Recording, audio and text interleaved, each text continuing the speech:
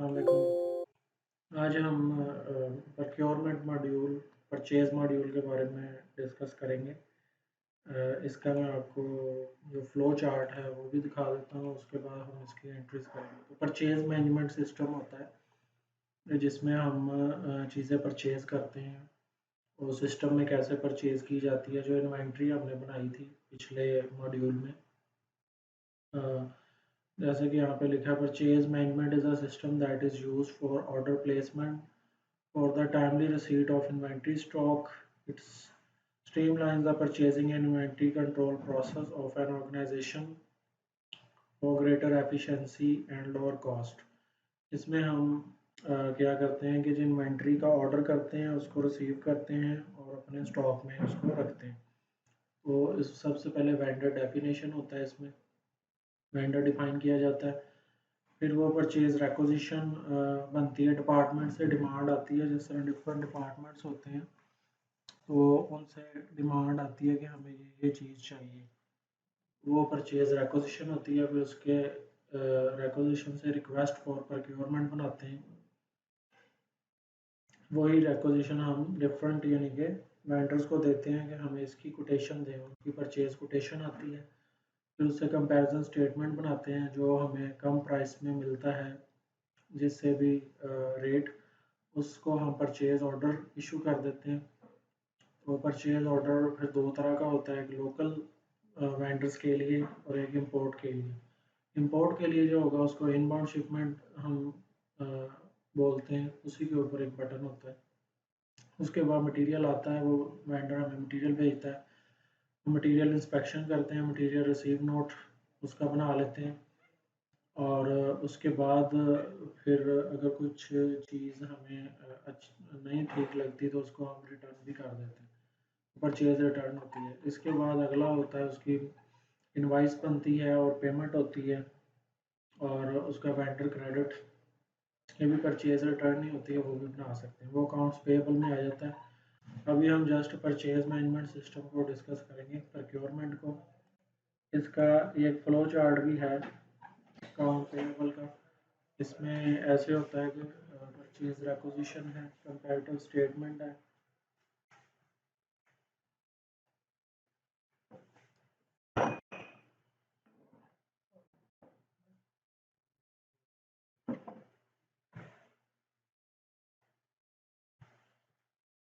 तो इसमें purchase requisition है, कंपैरेटिव स्टेटमेंट बनती है।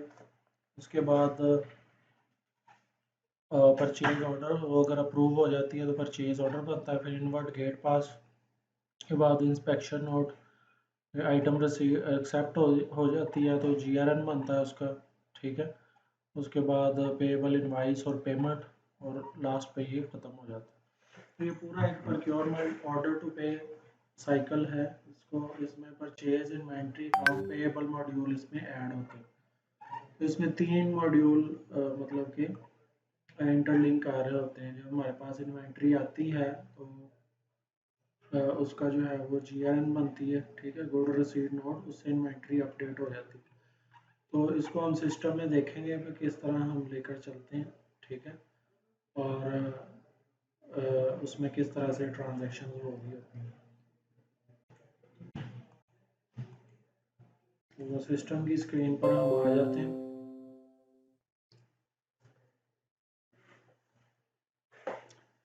तो हम सिस्टम की स्क्रीन पर आ चुके हैं। यहाँ पर हम अपना रोल चेंज कर लेते हैं, अकाउंटेंट वाला, उस पर वर्किंग करेंगे। तो सबसे पहले यहाँ पर ही आ जाते हैं परचेज मॉड्यूल। परचेज मॉड्यूल में आप सबसे पहले देखें वेंडर डिफाइन की स्क्रीन है। वेंडर कैसे डिफाइन होते हैं, इनको अपलोड भी हम कर सकते हैं अगर ज़्यादा वेंडर है। वेंडर वो होते हैं, कंपनी भी हो सकती है, बंदे भी हो सकते हैं, इंडिविजुअल भी, जिससे हम मटेरियल बाय करेंगे, जिससे हम माल परचेज करेंगे, वो वेंडर होते हैं। उसके बाद फिर ये रेक्विजिशन बनेगी, request for procurement, RFQ, purchase quotation, और ये फिर परचेज ऑर्डर, इनबाउंड शिपमेंट। तो ये जितना हो सका वो हम आज कवर करेंगे, बाकी नेक्स्ट हम इसको देखेंगे। जहाँ से सबसे पहले वेंडर डिफाइन होता है उसको हम देख लेते हैं कैसे वेंडर डिफाइन होते हैं। ऑलरेडी कुछ वेंडर्स डिफाइन है, ठीक है। तो मैं एक नया वेंडर डिफाइन करता हूँ या इसी को एडिट कर लेता हूँ। यहाँ पे वेंडर का नाम लिखना होता है, फिर बताना है कंपनी है या पर्सन है, फिर वेंडर की टाइप आ जाती है कि ये लोकल वेंडर है या एक्सपोर्टर इंपोर्टर है।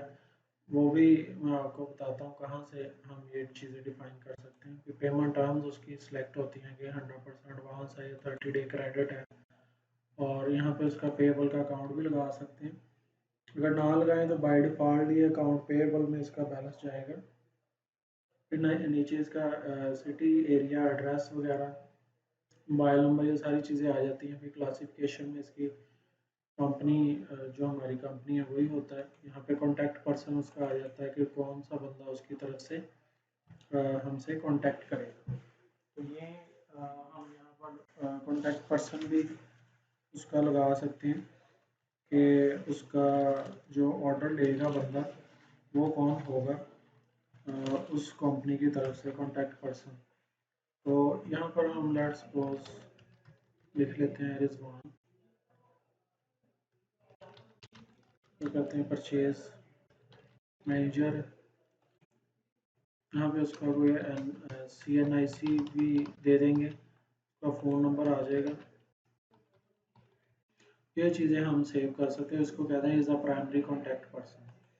फिर आगे फाइनेंशियल इंफॉर्मेशन में उसका GST नंबर, NTN नंबर, ये GST नंबर कंपनी का होता है और NTN नंबर भी होता है नेशनल टैक्स नंबर, और ये जनरल सेल टैक्स नंबर होता है, वो दे सकते हैं। उसके मज़ीद कोई कमेंट्स हमने डालने हैं वो यहाँ पे लिख सकते हैं। अटैचमेंट कोई लगानी है उसके साथ अगर कोई कॉन्ट्रैक्ट हुआ है तो वो हम लगा सकते हैं। और यहाँ पर अगर हमने उसको एक्सेस देनी है तो हम इसको इस सिस्टम की एक्सेस भी दे सकते हैं। तो ये चीज़ें करने के बाद हम इसको सेव कर लेंगे। और ये जो वेंडर टाइप है और पेमेंट टर्म्स है ये हमारी यहाँ पे क्लासिफिकेशन में आती हैं। ये पहले भी हमने डिस्कस किया था कि सेल मॉड्यूल में भी यूज़ होंगी और परचेज मॉड्यूल में भी यूज़ हो सकती हैं। तो ये यहाँ पर एक LOV लिस्ट होती है, यूज़र लिस्ट ऑफ वैल्यू। वहाँ पर हम ये vendor type, customer task type है, कस्टमर स्टेटस है। तो यहाँ पर हम इस तरह की चीज़ें जो हैं वो अपलोड कर ओपन कर सकते हैं। इसी तरह एक और भी है हमारे पास लिस्ट ऑफ वैल्यूज़। तो वहाँ पर कस्टमर टाइप, सप्लायर टाइप वो हम यहाँ पर ओपन कर सकते हैं। तो इसी तरह इसकी लिस्ट ऑफ वैल्यूज़ होती हैं। इसके अलावा जो पेमेंट टर्म्स हैं वो हम यहाँ पर अकाउंटिंग सेटअप में पेमेंट टर्म्स वगैरह हम डिफ़ाइन कर सकते हैं। जैसे यहाँ पे 100% कैश है, 15 डेज़ क्रेडिट है, 13 डेज़ क्रेडिट है। तो इस तरह ये डिफरेंट पेमेंट टर्म्स भी हम यहाँ पर क्रिएट कर सकते हैं। और इसके बाद हम आ जाते हैं कि रेक्विजिशन क्या होती है, वो जनरेट करते हैं। रेक्विजिशन एक डिपार्टमेंट की तरफ से एक डिमांड होती है कि हमें ये चीज़ें चाहिए। वो जो डिपार्टमेंट वाला है, हर डिपार्टमेंट वाला अपनी वो रिक्वेजिशन जनरेट कर सकता है। वो हम देखते हैं कि किस तरह से जनरेट होती है। यहाँ पे डिपार्टमेंट उसका आ जाएगा, जैसे कि इन्वेंट्री डिपार्टमेंट है, ठीक है। वो अपना रेफरेंस नंबर कोई भी यहाँ पर दे सकता है, ठीक है। मेमो लिख सकता है, मेमो में डिमांड फॉर चिकन, चिकन की डिमांड है, लेट्स सपोज वो चिकन की डिमांड दे रहे हैं। यहाँ पर हमने आइटम्स ओपन किए थे चिकन के, तो वो हम कोई भी यहाँ से आइटम एक दो ले लेते हैं जिनकी कोई डिमांड है। जैसे ये चिकन 4 ग्रेड, और एक दो इसी तरह और भी आइटम ले लेते हैं, स्मोक चंक्स और एक और फजीता टॉपिंग्स, ये चीज़ें ले लेते हैं। तो इसकी यहाँ पर जस्ट वो क्या करेगा, क्वांटिटी देगा। इसकी 100 kg चाहिए, ये 90 kg चाहिए, ये 70 kg चाहिए, ठीक। तो ये जस्ट इतनी चीज़ें वो डालकर क्या करेंगे, इसको सेव करवा देंगे। तो ये एक रिक्वेजिशन जनरेट हो जाएगी। ये फिर बाय डिफ़ॉल्ट अप्रूव्ड है। तो इसका फिर आगे स्टेटस भी होते हैं डिफरेंट के इसको अप्रूव कौन करेगा। तो वो मल्टीपल लेवल की हायरार्की आ जाती है अप्रूवल वर्कफ्लो में जब हम स्टडी करेंगे तो पढ़े। ये रिक्विजिशन जनरेट होगी, उसका रिक्विजिशन का ये नंबर आ गया, demand for chicken, inventory, department allocation है, हेड ऑफिस, और ये क्वांटिटी आ गई यहाँ पर इतनी इतनी आ गई कि ये हमें इसकी डिमांड जनरेट हो गई है। इसका प्रिंट लेकर वो आगे अपने डिपार्टमेंट को आगे दे देंगे। आगे इसमें फिर जनरेट होता है रिक्विजिशन फॉर प्रोक्योरमेंट, यानी कि प्रोक्योरमेंट के लिए इसकी रिक्विजिशन जनरेट होती है। ये अभी जो हमने तीन चीज़ें बनाई हैं इसको हम वन बाय वन यहाँ से क्रिएट RFQ कर देंगे, रिक्वेस्ट फॉर कोटेशन, यानी कि इसकी रिक्वेस्ट फॉर कोटेशन जनरेट कर देंगे। इसमें इतना ही काम होता है। फिर ये हमारे पास RFQ में आ जाती है। RFQ में वही हमारी जो ट्रांजैक्शन थी वो आ गई है। अब इसके आगे हमने वेंडर सेलेक्ट करने होते हैं जिससे इनकी कोटेशंस हम लेंगे। ठीक है, ये जैसे तीनों आइटम्स आ रही हैं, आगे यहाँ पर वेंडर्स होते हैं तो वो हम वेंडर सेलेक्ट करेंगे।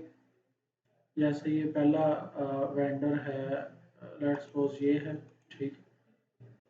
दूसरा वेंडर ये है और तीसरा वेंडर यहाँ पर हम ये वाला ले लेते हैं। तो ये तीन वेंडर हमने सेलेक्ट कर लिए।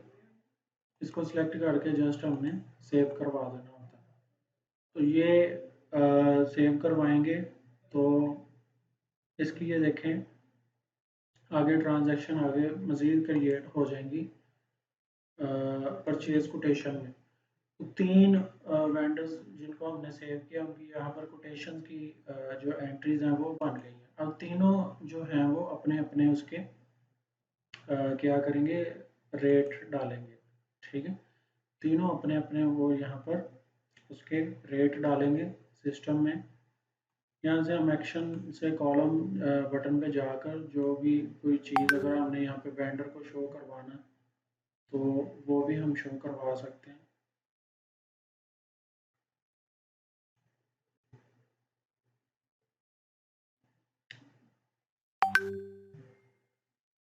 इस तरह से ये सारी चीज़ें शो हो रही हैं। तो कोई और भी चीज़ हमने यहाँ पे शो करवानी हो या हाइड करवानी हो तो हम यहाँ से उसको क्लिक करके तो शो करवा सकते हैं या फिर हम उसको हाइड भी करवा सकते हैं। तो यहाँ पर हम देख लेंगे इसको वेंडर को भी यहाँ पर हम शो करवा सकते हैं ताकि हमें पता चल जाए किस वेंडर की हम कोटेशन जो है वो उसमें रेट आ रहे हैं। अब ये है रहमान डाएंगे, ठीक है। इसके आगे ये तीनों आइटम्स आ गई, उसकी यहाँ पर प्राइस जो है वो यहाँ पर वो फिल करेगा। ठीक है, प्राइस इसकी मैं तीनों की रख रहा हूँ अभी 400। ठीक है, इस कोटेशन नंबर जो 3 कोटेशन है उस पर हमने प्राइसेस डाल दिए। तो ये वेंडर्स को भी हम पोर्टल दे सकते हैं, वो अपनी वहाँ से खुद ही प्राइसें भी इसमें एंटर कर सकते हैं। जब भी वेंडर का हम लॉगिन अलग से बना देंगे तो उसके पास ये रिक्वेस्ट फॉर कोटेशन चले जाएगी, वो अपना यहाँ पर उसमें रेट वगैरह अपने सिस्टम के डाल सकते हैं हर आइटम के।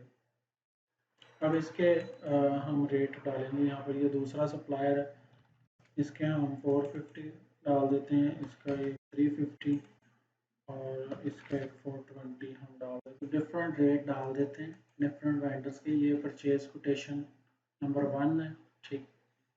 पहले हमने 3 के डाले हैं, 1 के डाले हैं और अभी हम जो परचेज कोटेशन है नंबर 2 है उसका डाल देते हैं रेट। तो सिर्फ ये एक प्रोक्योरमेंट के लिए ये इतना काम हो रहा है। बड़ी कंपनीज इसी तरह इसके रेट वगैरह पहले लेती हैं, जिस को वो फिर बेहतर जिसका रेट लगे उस उससे वो चीज़ें परचेज कर लेते हैं। तो इसके भी हमने डिफरेंट रेट डाल दिए परचेज कोटेशन नंबर 2 के। और इसके हम रेट डालने के साथ साथ इसको भी जो है वो प्रिंट आउट भी इनका ले सकते हैं हर एक परचेज कोटेशन का। वो उसी वेंडर की जो है वो परचेज कोटेशन बन जाएगी, क्वांटिटी प्राइस और अमाउंट भी साथ साथ बन जाएगा। आइटम नेम आ रहा है, डिस्क्रिप्शन आ रही है, क्वांटिटी प्राइस और अमाउंट आ रहा है। तो अब ये तीनों कि जब रेट डाल दिए तो फिर दोबारा हम जाएंगे RFQ पे, रिक्वेस्ट फॉर कोटेशन पे, इसको व्यू करेंगे। व्यू करने के बाद यहाँ पर हमारे पास इसकी एक कंपैरिजन स्टेटमेंट बन जाएगी। ठीक है, अब ये स्मोक्ड चिकन है, चंक्स हैं, इसमें जो फ़ारूक केमिकल है उसने इसका रेट 440 दिया है, जो रहमान लाएंगे उसका 400 है रेट, जो उस्मान प्रिंटिंग उसका 450 है। इसी तरह जो दूसरा है आइटम, उसका इसने रेट 390 दिया है, 400 है और 350 है। तो इसमें से जो सा रेट हमारे पास कम होगा उसको हम आगे दोबारा कोटेशन में जाके उसकी चीज़ें वो अप्रूव करवा देंगे। तो ये जैसे इसका 350 है, ठीक है रेट, ये उस्मान प्रिंटिंग वाले ने दिया है, और इसका जो है वो कम से कम 400 है, और इसका जो कम से कम है वो भी 400 है। रहमान डाइंग के ऊपर जो दो दो के रेट कम आ रहे हैं, इसका एक इसका कम आ रहा है। तो यहाँ से भी हम कोटेशन देख सकते हैं, दोबारा कोटेशन के ऊपर आ गए तो इसको फिर हम व्यू करेंगे या एडिट कर लेंगे, जो हमने फर्स्ट कोटेशन बनाई थी वहाँ से फिर इसको, यानी जिस जिस चीज़ का रेट कम था इनका उसको हम विन कर देंगे। इसकी अगर दो आइटम का रेट बेहतर है, इन दो को हम विन करके यहाँ पर सेव कर देंगे, तो इसका एक पीओ जनरेट हो जाएगा। ठीक, ये असाइन हो गए। अब इसका हम यहाँ से पीओ जनरेट करा सकते हैं, परचेज ऑर्डर। तो उसका ऑटोमेटिकली परचेज ऑर्डर जनरेट हो गया, ठीक है, उतने उतने रेट के साथ। तो इसका मतलब कि उसको हमने ये ऑर्डर दे दिया है कि आप ये चीज़ें जो हैं हमें भेज सकते हैं। ठीक है, यहाँ पर ऐसे पीओ कंफर्म हो जाएगा। फिर उससे अगले मॉड्यूल में हम चले गए, प्रोक्योरमेंट से अगले मॉड्यूल में हम चले गए। अब इसी तरह एक जो दूसरी थी, ये प्रोक्योरमेंट से निकल के परचेज कोटेशन से यहाँ पीओ पर आ गया, परचेज ऑर्डर। तो दोबारा हम परचेज कोटेशन पे जाएंगे, जो इसने हमें कम रेट दिए थे एक आइटम, उसकी भी हम पिक कर लेंगे जिसका रेट कम था। तो इस पर कोई कंडीशन नहीं होती कि आपने ज़्यादा वाले पिक करने हैं या कम वाले, वो हम अपने हिसाब से उसको पिक कर सकते हैं, जिसको भी हम करना चाहें। ऑब्वियसली जो कम रेट होगा जिसका, उसको ही पिक किया जाता है। इसको निकालने का मकसद ही यही होता है कि जिसका रेट कम है उस वेंडर को सिलेक्ट कर लिया जाए। अब इसमें एक जो है वो 390 है, इसको हम ये क्योंकि ऑलरेडी असाइन हो चुका है किसी और वेंडर को, तो ये हम असाइन नहीं कर सकते। उसकी क्वांटिटी कम भी हम असाइन कर सकते। ये वाली आइटम रहती है 440 है इसका रेट। ठीक है, तो इसको हम दोबारा जाकर देखते हैं दूसरी कोटेशन में, कोटेशन नंबर 1 में, उधर इसका रेट ये किसी को हमने असाइन किया है या नहीं किया। तो जो साइन हो चुकी है उसको दोबारा हम उस क्वांटिटी को साइन नहीं कर सकते। इसका देखें 450 आ रहा है, तो इसको मैं सिलेक्ट करूं अगर, तो यहाँ पर मैं उसकी क्वांटिटी जो है वो 2 से भी हम ले सकते हैं। इसकी 50 क्वांटिटी के लिए इसको मैं असाइन कर दिया कि मुझे 50 क्वांटिटी आप दे दें, इसका मैं परचेज ऑर्डर जनरेट करवा दूँगा, और 50 का हम दोबारा भी दूसरे से भी ले सकते हैं, यानी एक ही आइटम हम 2 वेंडर से भी ले सकते हैं। उसके फिर डिफरेंट पीओ जो है वो जनरेट हो जाएंगे। तो ये एक पीओ हमने जनरेट कर दिया, और दोबारा हम उधर जाकर देखते हैं कि उधर अभी वो एक और हम असाइन कर सकते हैं उसको। ये परचेज ऑर्डर की रिपोर्ट होती है इसमें, यानी कि ऑर्डर ये होता है, कंफर्म हो जाता है कि आपने इतनी आइटम्स हमें इस रेट पे देनी है। तो इसमें ये वेंडर का नेम, उसका जो कॉन्टैक्ट पर्सन होगा, वो सारी चीज़ें यहाँ पर आ जाएंगी परचेज ऑर्डर के ऊपर। तो दोबारा हम परचेज कोटेशन के ऊपर जाते हैं, और जो परचेज कोटेशन नंबर 2 है उसको हम ओपन करते हैं।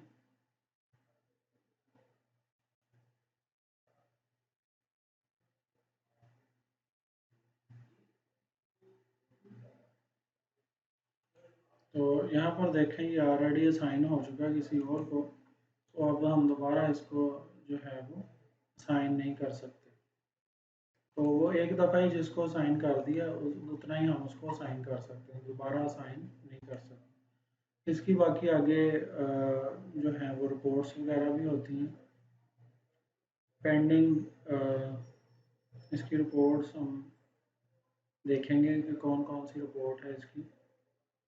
ये सारी परचेज मॉड्यूल की रिपोर्ट्स हैं। अब जो पीओ हमारे पास जनरेट हो गया उसको हमने आगे लेकर जाना होता है कि उसको उससे फिर हम आइटम रिसीव करेंगे कि जितने का हमने पीओ बना दिया उसकी हम आइटम आगे रिसीव करेंगे। अब ये 2 पीओ हमने आज बनाए हैं। ये क्रिएटेड फ्रॉम, ये देखें यहाँ पर ये आईडी भी आ रही है कि परचेज कोटेशन नंबर 3 से ये जनरेट हुआ है, ये परचेज कोटेशन नंबर 1 से जनरेट हुआ है। तो इसको हम व्यू करते हैं। अब इसके बाद ये होता है जब वो हमें डिलीवरी भेजेगा तो हम इसको आइटम रिसीव करेंगे यहाँ से।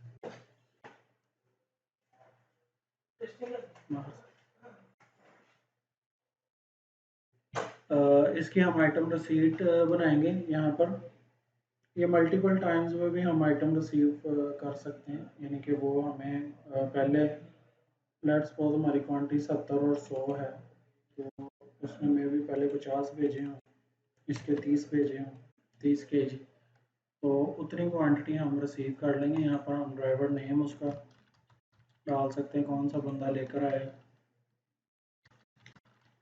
कौन सी गाड़ी लेकर आई उसका नंबर डाल सकते हैं। ठीक है, यहाँ पे मेमो में भी लिख सकते हैं। उसका रेफरेंस नंबर जो होगा उसका आइटम रिसीट नंबर होगा, मैनुअल डॉक्यूमेंट का वो भी हम डाल सकते हैं। तो इस तरह ये चीज़ें डालने के बाद हम इसको ड्राइवर का मोबाइल नंबर भी डाल सकते हैं, इसको हम सेव करवा सकते हैं। तो आइटम रिसीट है, ये हमारे सिस्टम में अपडेट हो जाएगी। आइटम रिसीट, यहाँ से इसकी रिपोर्ट ले सकते हैं। तो ये 50 और 30 आइटमें ये हमारे पास रिसीव हो चुकी हैं। अब इसकी हम लिस्ट देखना चाहें तो भी हम देख सकते हैं। अब ये हमारे PO number Ram T L 1 इससे ये जनरेट हुआ है। ठीक, बल्कि ये जनरेट नहीं हुआ, इसको हम जो करंट अभी जनरेट हुआ 15 नवंबर का, ये ट्रांजैक्शन नंबर 10 या ये जो 11 है वो जनरेट हुई है पीओ नंबर 8 से। पेंडिंग फॉर बिल इसका स्टेटस आ रहा है।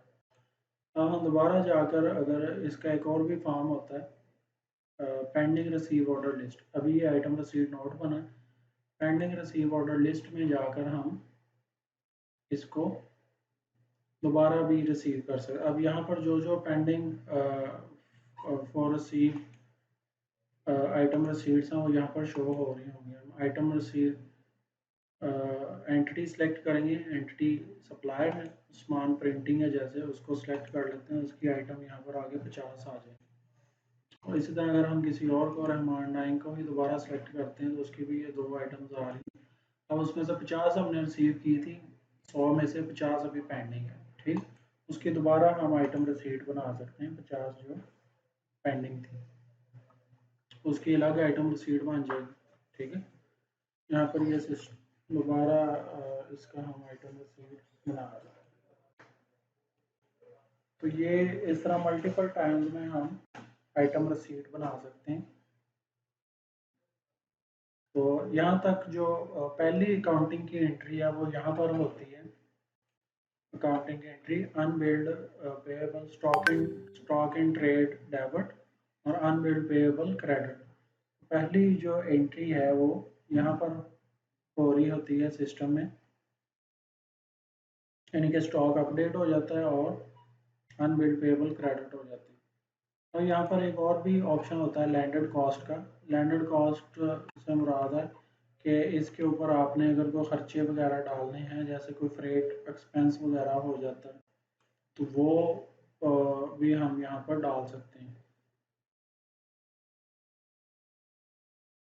तो वो उसका कॉस्ट का हिस्सा बन जाएगा। उसको कैसे डालते हैं, वो हम लैंडर कॉस्ट में डालते हैं। इसको जब हम इंपोर्ट का मॉड्यूल पढ़ेंगे तब भी ये सारा डिस्कस करेंगे डिटेल से। अब इसमें एक ही आइटम आ रही है तो इतना पता नहीं चलेगा। इसकी दूसरा जो है आइटम रसीद नंबर 11 है, वो मैं लेता हूँ। तो उस पे हमें फिर पता चलेगा कि इसके ऊपर हम कैसे खर्चे डाल सकते हैं। खर्चे डालकर वो भी पार्ट ऑफ द इन्वेंट्री बन जाएगा। जो हम खर्चे डालेंगे उसके ऊपर जो ट्रेड एक्सपेंस है या कोई भी चीज़ें हैं,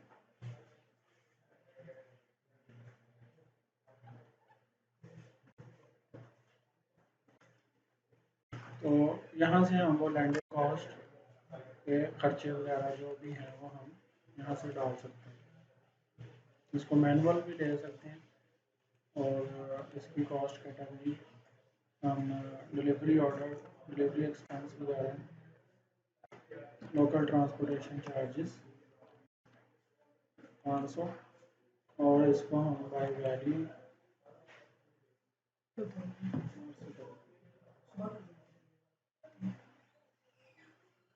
लोकल ट्रांसपोर्टेशन चार्जेस हैं, ठीक है, वो हमने इस पे डाले हैं। इसको हम डिवाइड कर रहे हैं बाय वैल्यू या बाय क्वांटिटी भी हम डिवाइड कर सकते हैं। तो ये लोकल परचेज ऑर्डर के लिए है। जब हम इंपोर्ट करेंगे तो पूरा इसका जो है वो सारा सिस्टम मैं बताऊंगा कि किस तरह से इसको किया जाता है। अब ये मैंने 500 जो रुपया है इसके ऊपर डाल दिया लैंडर्ड कॉस्ट।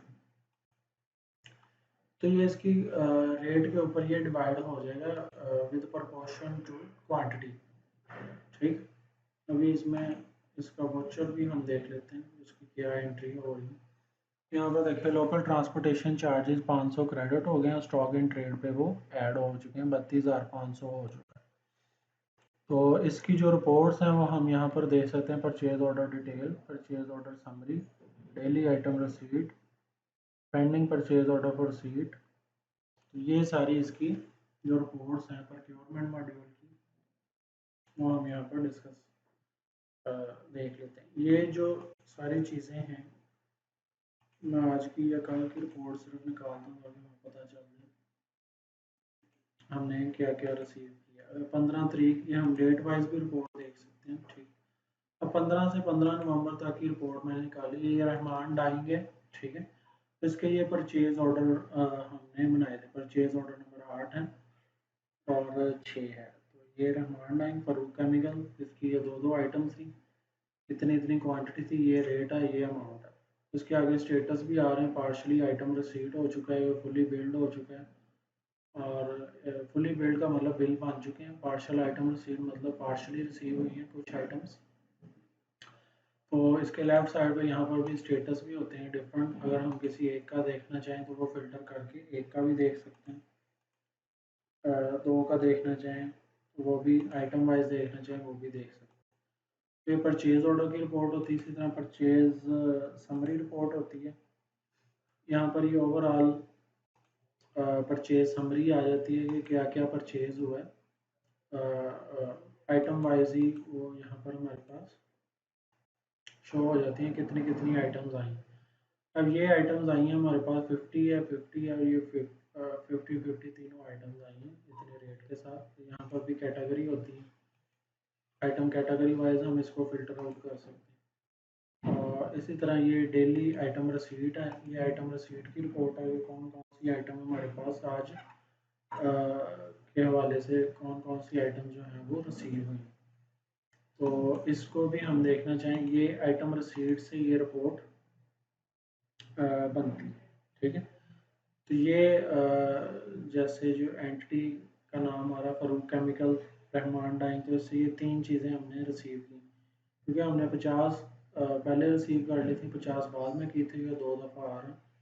और ये 30 ये आइटम हमने रिसीव की थी। और इसी तरह जो pending purchase order for receipt है वो भी हमारे पास शो हो रहा था कि जो भी चीज़ें जो पेंडिंग में हैं, जो भी रिसीव होने वाली हैं, तो वो वाली चीज़ें भी हमें यहाँ पर शो करता है ये रिपोर्ट में। यहाँ पर हम डिफरेंट स्टेटस हैं, उन स्टेटस के अकॉर्डिंगली हम ये चीज़ें देख सकते हैं कौन कौन सी जो चीज़ें हैं वो अभी हमें रिसीव होने वाली हैं। तो ये सारी चीज़ें हमारे पास जो है वो रिसीव होने वाली हैं। जैसे ये पीओ क्वांटिटी, अभी मैं सिर्फ 15 तारीख का फिल्टर करके आपको दिखाता हूँ। पीओ क्वांटिटी थी जैसे 70 थी, ठीक है, और 30 जो है वो रिसीव हो चुकी हैं, बाकी 40 रिमेनिंग है, ठीक। तो इस पीओ के अगेंस्ट 30 क्वांटिटी रिसीव हो चुकी है और बाकी की जो है वो रिसीवेबल है। तो ये इस तरह से रिपोर्ट्स यहाँ पर डिफरेंट शो करता है। तो इसके हवाले से अगर आपका कोई क्वेश्चन है तो आप पूछ सकते हैं। फिर नेक्स्ट हम कल इसका जो अगला मॉड्यूल है, आगे इसका जो प्रोसेस है, इनवाइस कैसे बनती है, पेमेंट कैसे होती है, वो हम डिस्कस करेंगे।